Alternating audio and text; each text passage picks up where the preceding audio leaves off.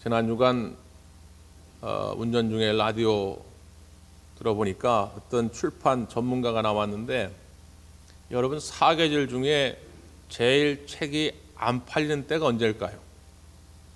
네, 가을입니다. 의외죠. 그래서 아마 가을은 독서의 계절이다 라고 하는 구호를 출판업자들이 만들었을 거다, 그런 얘기를 하더라고요. 실제는 한여름이나 한겨울에가 책이 더 많이 팔린답니다. 봄이나 가을은 놀러 다니기 바빠가지고 경치가 너무 좋고 날씨가 좋으니까 책을 잘 읽질 않는데요. 근데 여러분, 한 가지 더 제가 여쭤보는데, 세계에서 가장 많이 팔리는 책이면서 가장 읽히지 않는 책은 뭘까요? 어떻게 잘 아십니까? 양심선언이신 거예요? 네? 하여튼 팔리기는 제일 많이 팔리는데 읽질 않아요. 아니, 우리가 보통 여러분 서점에 가가지고 야, 가을이라고 그러는데 시집이나 한 권 살까? 아니면 요즘 뭐 소설 이런 게 재밌다는데 소설이나 하나 살까? 그 내 돈 주고 샀잖아요. 그러면 웬만하면 뭐 끝까지는 아니더라도 중간까지라도 읽어본단 말이에요. 웬만하면 다 읽습니다, 자기 돈으로 산 책을. 근데 이상하게 성경은 내 돈 주고 샀는데도 안 읽어요. 여러분, 이 가을에, 아니 가을뿐만 아니라 늘상 성경 읽기를 즐겨 하시고 성경을 묵상하기를 기뻐하시는 여러분 되시기를 바랍니다. 우리가 지난 종교개혁주일 때 마틴 루터가 종교개혁을 일으키면서 어떤 슬로건을 내걸었는가, 이걸 좀 살펴보기로 했죠. 왜냐하면 여러분 신앙생활 하다 보면 종종 여러분 친구나 이웃들한테도 그런 질문 받잖아요. 야, 천주교하고 개신교하고 도대체 차이가 뭐냐? 그러면 자세히는 다 설명 못해도 최소한 이 세 가지는 얘기할 줄 알아야 합니다. 마틴 루터가 내걸었던 슬로건, 첫째는 뭐라고요? 오직 믿음으로. 두 번째는요? 오직 성경으로. 세 번째는요?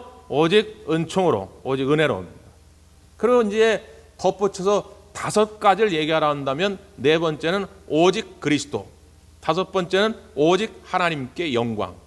그래서 소위 종교개혁 3대 강령 그러면 오직 믿음, 오직 성경, 오직 은총.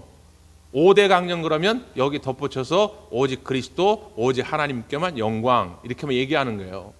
그러니까 이 다섯 가지가 당시 중세 카톨릭 교회와 다른 점이었다는 거거든요.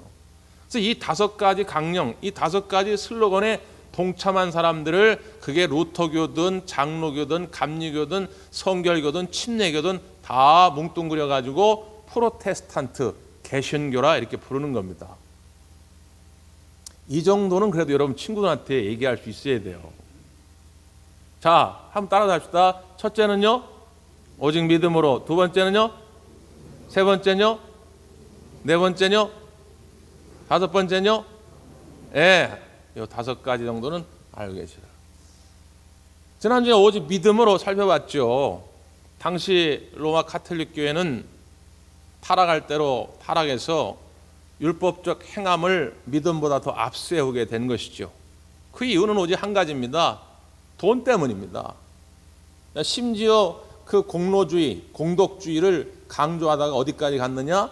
자기의 죄를 사함받기 위해서는 돈 주고 면죄부를 삼으면 된다, 이렇게까지 간 거예요. 그런데 여러분, 지금 생각하면 잘 이해가 안 되시죠? 그냥 상식적으로 생각해도 교회 왔는데, 형제님 죄 많이 지었죠? 100만 원만 헌금하세요. 그럼 죄를 사해 주겠습니다. 아니, 나는 뭐 성경도 모르고 신학도 모르고 다 몰라도 그 이야기를 들으면 좀 이해가 안 되잖아요. 이런 교리가 어딨나 도대체. 응? 아니, 헌금이라고 하는 건 내가 신으로부터 받은 은혜가 있으면 감사한 마음으로 드리는 거지. 내가 그 돈 줬다고 죄사함을 받아? 나는 뭐 공부는 안 했지만 이상하다, 이런 데 안 다닐 거야, 이렇게 나오는 게 정상적이죠. 근데 왜 그 당시에 중세 로마 카톨릭 교회 성도들은 그 이야기에 넘어갈 수밖에 없었을까요? 그들은 성경을 읽을 수가 없었기 때문입니다. 당시의 성경은 오직 라틴어로만 쓰여져 있었어요. 독일 사람은 독일어로, 영국 사람은 영국어, 영어로 쓰여진 게 있어야 일반 서민들이 볼 텐데 일부러 만들지 않은 것입니다. 라틴어로 된 성경은 아주 공부를 많이 한 사제들만이 읽을 수가 있었어요. 그러니까 사제들이 여기서 이 성경의 이야기가 이런 겁니다. 그러면 그런 줄 알지, 성경을 읽을 줄도 모르는 서민들이 거기에 따질 수가 없는 거예요. 이상하게 생각할 수가 없었던 것이죠. 그래서 1517년 10월 31일 날 비텐베르크 대학 안에 있던 비텐베르크 채플, 비텐베르크 성당의 문에다가 마틴 루터가 95개의 반박문을 내어 걸었을 때 로마 가톨릭 교회는 발칵 뒤집어진 것이죠. 그래서 1년이 지난 후에 당시 독일에서 교황의 대리자 역할을 했던 추기경에게 부름을 받습니다. 그 추기경에게 온갖 해유와 협박을 당하죠. 그때 루터는 당당하게 이렇게 고백합니다. 내가 유일하게 올바르다고 간주하는 것은 교회나 그 조직이 아니라 성경의 진술입니다. 성인들의 공로도 인간들의 주장도 만족할 만하지 않습니다. 나는 교황이 아니라 하나님 말씀 아래 있습니다. 나는 교황이 아니라 하나님 말씀 아래 있습니다. 이 말은 그 당시에 혁명적인 고백입니다. 있을 수 없는 고백입니다. 교황의 말, 이거를 흔히 교시라고 하기도 하고 교서라 하기도 합니다. 그러니까 당시에는 교황이 어떤 자기 나름의 논리를 만들어 가지고 그걸 그냥 밑으로 추기경에게, 사제들에게 내립니다. 교시입니다. 마치 옛날에 임금이 내린 어명처럼 말이죠. 그럼 그 교황의 말이 성경의 말과 위배되는 한이 있더라도 절대로 저항할 수가 없는 거예요. 왜? 그때는 교황의 말, 즉 교시가 성경 위에 있었기 때문에 거기다 따질 수가 없었던 것이죠. 그런데 루터는 뭐라고 이야기했느냐? 나는 교황의 말보다 하나님의 말씀, 성경 아래 있습니다. 이거는 있을 수 없는 발언을 한 것이죠. 그래서 결국 1524년에 브롬스 국회, 독일의 국회에 소환됩니다. 거기는 교황도 참여했을 뿐만 아니라 독일의 황제도 참여해요. 루터는 내심 그래도 독일의 황제는 혹 자기의 편을 들어줄 수도 있지 않을까 하는 마음으로 참여를 합니다. 그러나 오히려 그곳에서 더 강력한 협박을 받게 되죠. 교황은 루터에게 네가 지금까지 주장했던 거 철회하지 않으면, 네가 쓴 책들 철회하지 않으면 그대로 두지 않겠다 협박을 합니다. 이제 거기서 만약에 다시 한번 그런 이야기를 했다가는, 나는 교황보다 하나님 말씀 아래 있습니다, 이런 말을 했다가는 사제에서 면직되는 건 당연한 일이고 목숨까지 위태로워질 상황에 처하게 된 것이죠. 루터가 시간을 좀 달라고, 그래서 그 보름스 국회가 일주일 연기됩니다. 일주일 후에 다시 와서 그 교황 앞에서 루터는 단호하게 자기의 고백을 하게 되죠. 내 양심은 하나님 말씀에 사로잡혀 있습니다. 나는 아무것도 취소할 수 없고 취소하지 않을 것입니다. 왜냐하면 양심에 어긋난 행동을 한다는 것은 옳지 않을 뿐만 아니라 안전하지도 않기 때문입니다. 내 양심은 하나님 말씀에 사로잡혀 있습니다. 물론 긴 대목의 이야기가 있었지만 이 말 한마디에 요약이 됩니다. 내 양심은 당신 교황의 말이 아니라 하나님 말씀, 이 성경에 기반되어 있습니다. 결국 이 고백 때문에 그는 사제에서 면직을 당하게 되고 그때부터 종교개혁 운동은 활활 불길이 타오르게 된 것입니다. 루터가 개혁 운동을 펼치면서 제일 먼저 했던 일이 그래서 뭐냐면 라틴어로 된 성경을 독일어로 번역하게 된 것이죠. 일반 서민들이 읽게 된 것입니다. 우리나라도 여러분 그 사실을 알지 모르겠는데 1900년대 초까지만 해도 한글이 있었죠. 한글이 이미 창제된 지 그 당시에 한 450년 지난 거 아닙니까? 세종대왕 이후로. 그런데 한글이 창제된 지 450년이 지난데도 불구하고 공부한 사람들은 유식을 티내려고 한문을 썼습니다. 물론 말은 한글인데 글을 쓸 때 말이에요. 글은 그때까지만 해도 한문을 주로 썼어요. 일반 서민들은 한글을 쓰고 싶어도 못 배워서 못 썼습니다. 그때는 우리나라가 문맹률이 50% 이상이 넘었기 때문에 한글을 몰라요. 소위 까막눈입니다. 근데 그 한글이 보편화되는데 결정적인 역할을 했던 게 뭐냐? 한글 번역 성경입니다. 여러분도 뭐 상록수 같은 소설에서 보고 옛날 영화들 보면 일제강점기 교회에서 다 한글을 가르쳤어요. 왜 한글을 가르쳤느냐? 물론 세상에서 생활하기 편하게 하기 위해서 가르친 이유도 있지만 한글을 가르쳐야 한글 성경을 볼 거 아닙니까? 그래서 서민들이 읽게 한 거예요. 그때부터 교회가 놀라운 부흥의 불길이 일어나게 된 것입니다. 근데 지금 어떻습니까? 여러분 한글 모르시는 분은 거의 없잖아요. 근데 한글을 아는데도 한글 성경을 잘 안 읽는 게 문제죠. 여러분의 신앙의 기초가 그 기반이 오직 성경에 있기를 간절히 바랍니다. 우리 존 웨슬리 목사님, 감리교회에 창시하신 웨슬리 목사님도 그의 일기 가운데 이런 고백을 해요.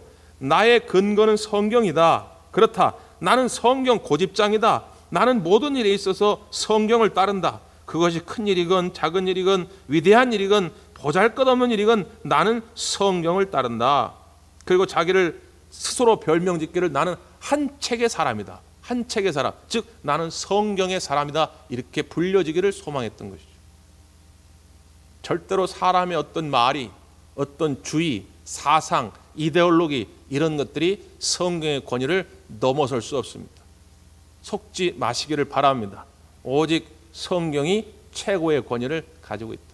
그렇다고 해서 존 웨슬리 목사님이 교회의 전통이라든가 성경의 다른 신학들, 다른 학문들을 배척한 것이 아닙니다.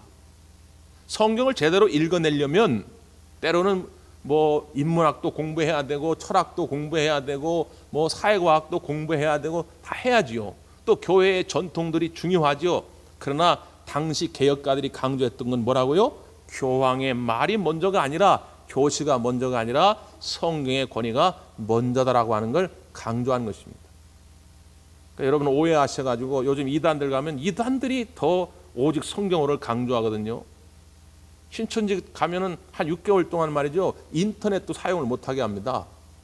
왜? 자기들 이상한 교리 가르치는데 인터넷 검색해보면 금방 나오거든요. 그 이상한 교리라는 게.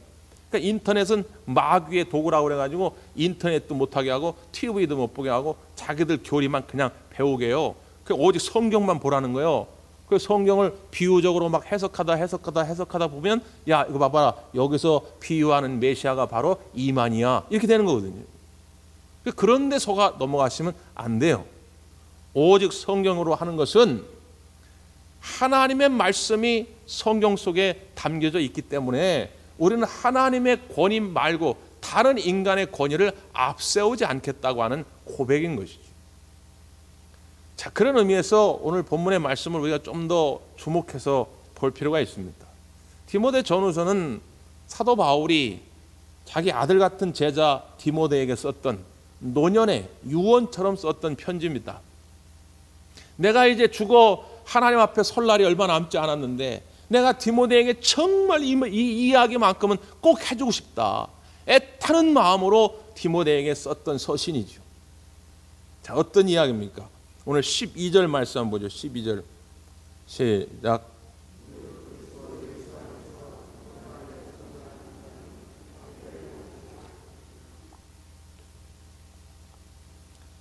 그리스도 예수 안에서 경건하게 살고자 하는 자는 박해를 받을 것이다. 기왕이면 떠나가는데 이제 나이가 들어가지고 언제 죽을지 모르는 이런 때, 디모데에게 좀 좋은 얘기 해주면 좋을 텐데, 디모데에게 야, 네가 예수님 따라서 경건하게 살고자 하면 박해를 받을 수밖에 없다. 얼마나 안타깝습니까? 그럼에도 불구하고 그 이야기를 할 수밖에 없는 거예요.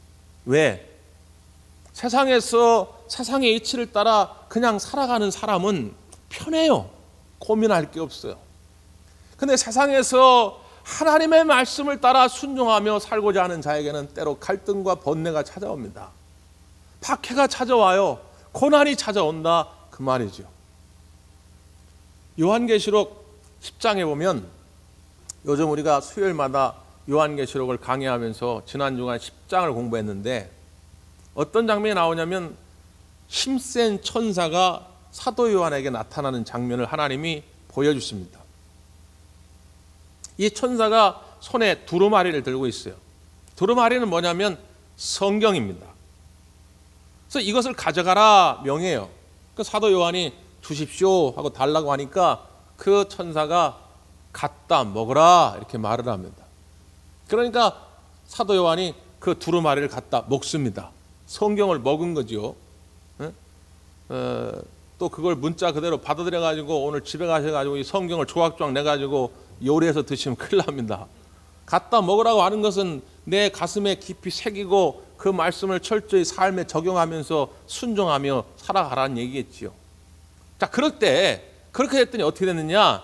요한계시록 10장 10절에 보면 내가 천사의 손에서 작은 두루마리를 갖다 먹어버리니 내 입에는 꿀같이 다나 먹은 후에 내 배에서는 쓰게 되더라 이렇게 말합니다. 하나님 말씀을 먹었어요. 말씀을 듣고 읽고 묵상하고 삶 속에 적용하고 실천했어요. 그랬더니 어떻게 됐냐? 먹을 때 입에서는 달았는데 배에서는 어떻게 됐다고요? 쓰다는 거예요. 무슨 뜻이죠? 그냥 듣고 읽을 때는 달아요. 여러분이 설교 말씀을 들을 때는 너무 은혜로워요. 오늘도 말씀 참 은혜롭다. 감격스럽다. 그런데 그걸 가지고 세상에 나가가지고 말씀을 적용하고 실천하려면 어떻게 되느냐? 고난이 따라온단 말이에요. 쓰다 그 말이에요. 쉬운 일이 아닙니다. 사탄은 그렇게만 공격하는 게 아니에요. 또 다른 방법으로도 공격을 합니다. 자, 13절 보죠. 13절. 시작.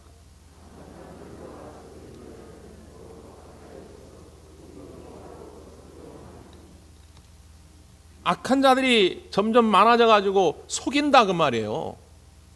여기 속이다고 하는 말은 원어 성경에 쓰여진 단어를 보면 그 당시 어떤 때 쓰여지냐면 마술적인, 주술적인, 거짓된 뭐 그런 뜻입니다. 요즘은 우리가 없지만 우리나라도 옛날에 보면 돈 받고 장례식장에서 울어주는 사람이 있었어요. 그 사람은 진짜 슬퍼서 우는 게 아니라 돈 받고 그냥 억지로 울어주는 사람. 옛날 성경에 쓰여지던 시대에도 그런 사람이 있었어요. 그럴 때 쓰여지던 말이에요. 이 속이는 게 거짓되어지다. 그러니까 이런 사람들은 어떤 특징을 가지고 있느냐? 자, 뒤에 4장 3절 4절입니다. 4장 3절 4절 시작.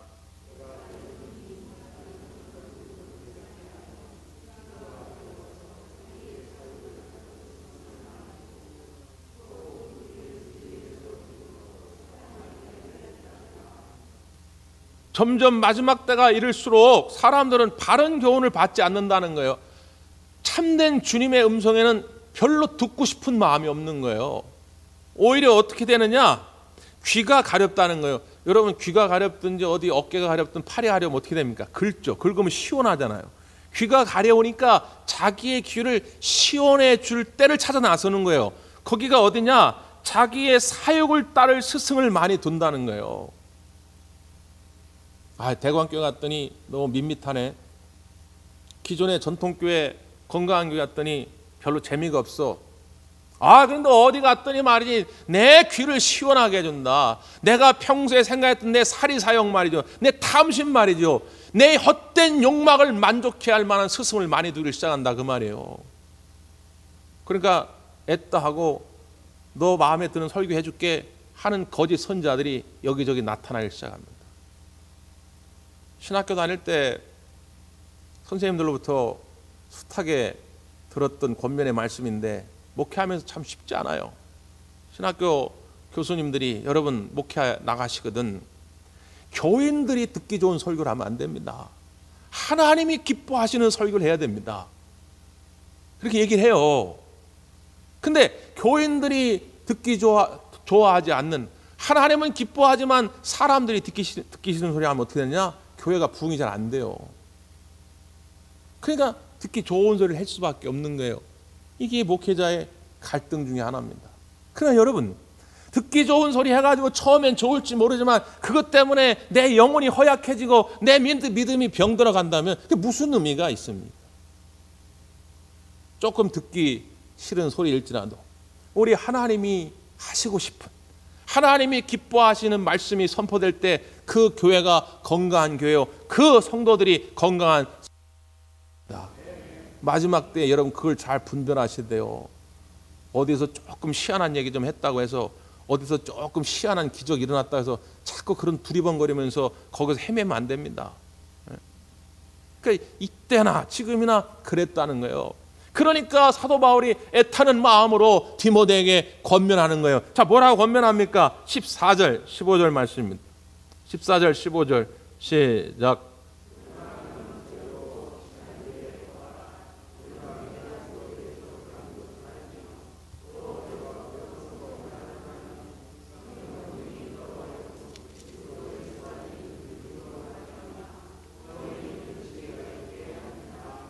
아멘. 그러나 너는 배우고 확신에 거라. 뭘 배우고 뭘 기준해서 확신에 거하겠습니까? 내가 어렸을 때부터 너가 배운 것을 안 하니. 뭘 배웠어요? 성경을 배웠다. 디모데는 어렸을 적부터 어디서 성경을 배웠을까요? 지금처럼 교회 학교가 만들어진 때도 아닐 텐데 말이죠.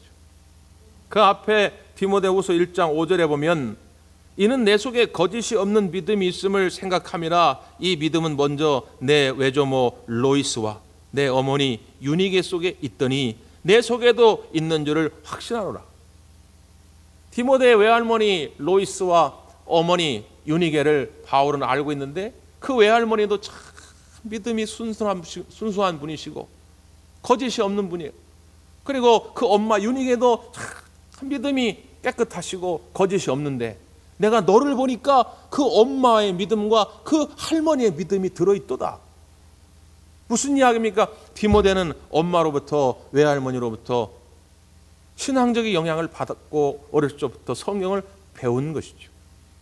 존 웨슬리 목사님이 청지기적 삶을 강조할 때 늘 하셨던 말씀이 있습니다. 여러분이 하나님 나라에 가면 하나님께 꼭 들어야 할 질문 3가지가 있는데, 첫째, 당신의 시간을 어떻게 사용하셨습니까?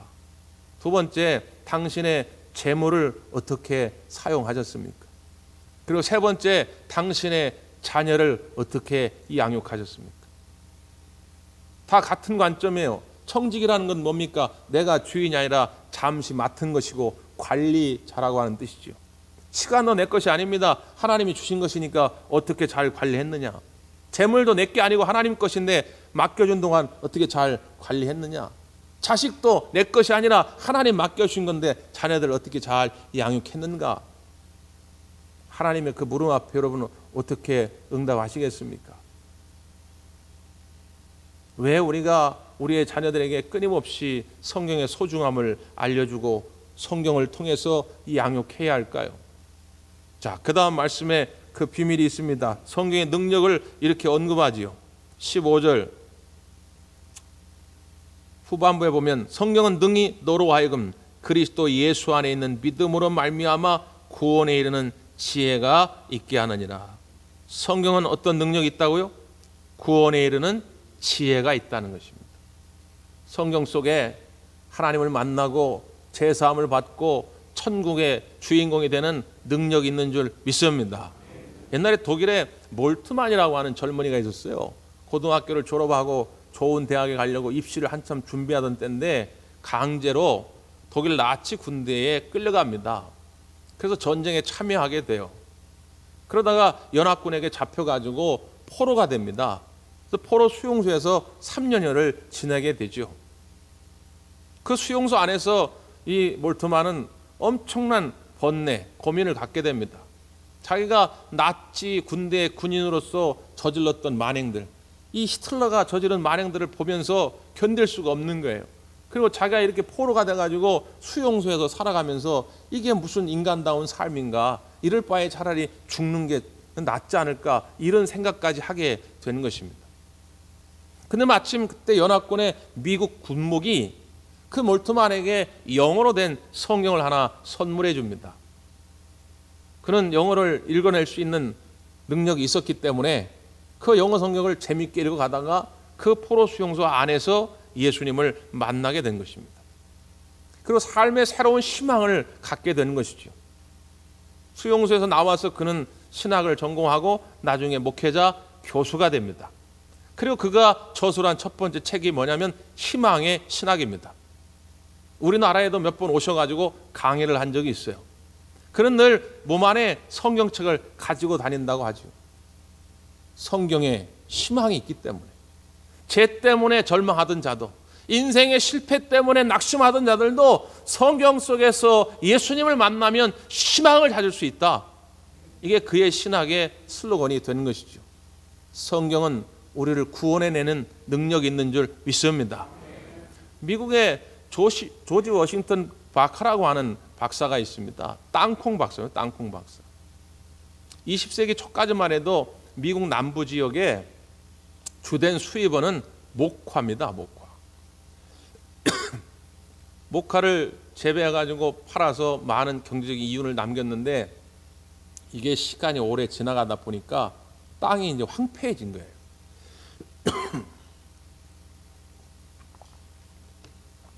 더 이상 목화를 재배할 수 없을 정도로. 그때 이 조지 워싱턴 카바라고 하는 분은 흑인 노예의 아들이었습니다. 그런데 어떻게 하면 이걸 극복할 수 있을까 하다가 땅콩을 생각하게 된 거예요. 당신은 땅콩이 그냥 아이들 간식거리 정도였기 때문에 대단위로 농사를 질 수 없는 거였는데 그래도 이게 어떻게 하면 해보면 어떨까 하고선 연구를 해가지고 300가지 이상의 땅콩 관련 제품을 만들어냅니다. 그래서 지금도 미국 남부 지역에 이 땅콩은 전 세계적으로 유명한 작물이 된 것이죠. 그 이야기를 듣고 미국 상원의회에서 이 박사를 초청합니다. 당신은 어떻게 해서 땅콩으로 이렇게 많은 제품을 만들 생각을 했습니까? 물어봤더니 오래된 책 하나에서 제가 영감을 받았습니다. 그런 거예요. 그 책이 뭡니까? 그랬더니 바로 성경을 들여다보면서 이 성경책입니다. 아니 성경책에 무슨 땅콩에 관한 이야기가 있습니까? 그랬더니 성경책에는 땅콩을 만드신 하나님에 관한 말씀이 있습니다. 나는 땅콩을 붙잡고 하나님께 기도했습니다. 하나님, 이 땅콩으로 만들 수 있는 제품에 대한 지혜를 주옵소서.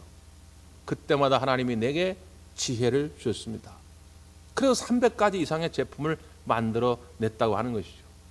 저는 확신합니다. 성경 속에 우리를 죄로부터 건져줄 구원의 은혜와 구원의 능력이 있음과 동시에 우리의 삶을 더 풍성하게 할 만한 우리의 삶의 지혜가 성경 속에 있음을 믿습니다. 여러분이 성경 안에서 그 주님의 능력을 만날 수 있길 바랍니다. 자, 그리고 마지막 바울이 또 권면하는 것이 결론적으로 16절, 17절 말씀입니다. 한 번 더 읽죠. 16절, 17절. 시작.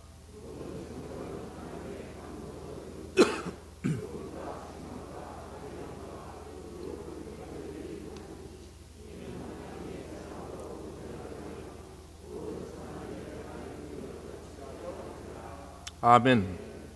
성경은 또 능력이 있는데 우리를 교훈하고 책망하고 또 바르게 하고 또 의로 교육하기에 유익하다. 그 목적이 뭐냐면 하나님의 사람으로 온전하게 하는 것이다.